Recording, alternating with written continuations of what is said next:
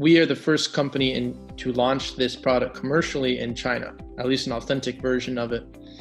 And this is very ironic because kombucha, the origins of kombucha actually come from China. So you basically had in traditional Chinese medicine, in homes, brewing these little what we call scobies, symbiotic colonies of bacteria and yeast in their tea, and they would drink them as as a medicinal drink.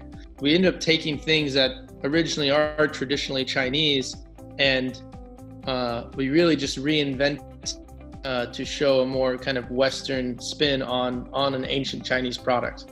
So, and that's what kombucha is. I mean, it's taken this ancient Chinese tea elixir that had really kind of died out in popular Chinese culture. It was quite popular in the 80s. So I actually know a lot of older Chinese people that are here with it. But most young Chinese are not. And so what we've done is we've taken that traditional Chinese concept and put it into a bottle, carbonated it, and served cold. And these are all very American things to do, like, drink something cold and carbonated. That's not the first thing that Chinese usually think to do.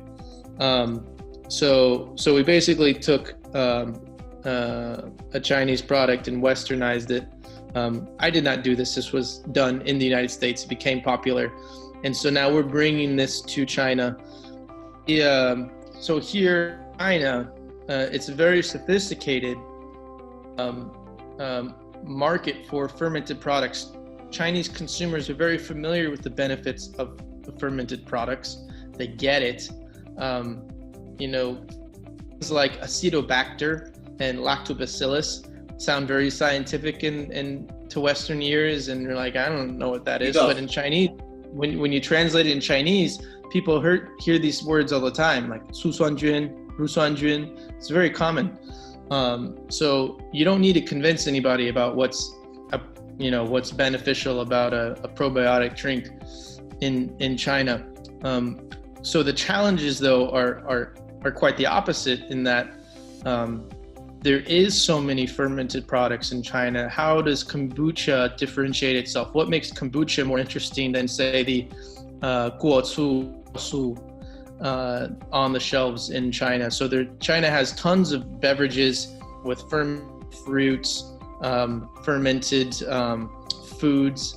And so the challenge here is trying to create an identity in already a crowded space.